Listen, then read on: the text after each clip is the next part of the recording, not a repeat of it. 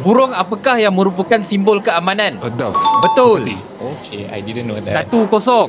Episod hari ini ditaja oleh Fernleaf. Apakah buah kebangsaan India? Buah kelapa. Bukan? Mango. Betul. 2-0. How do you know this? Buah apakah yang paling awal masak semasa musim bunga? Strawberry. Betul.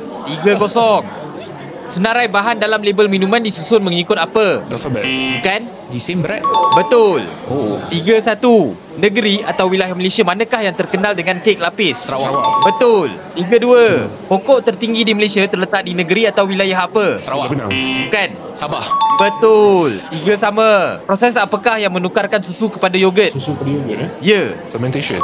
Betul.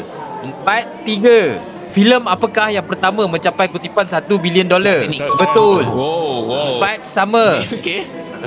Come back. Bahagian badan manusia manakah yang paling banyak kelenjar peluh? Leher. Bukan? Muka. Bukan.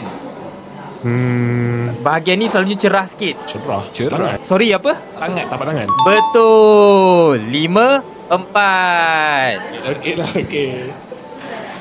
Episod hari ini ditaja oleh Fernleaf. Fernleaf Greek Style Yogurt Drink menggunakan buah sebagai bahan pertama dengan rasa yang lebih kaya dan semula jadi.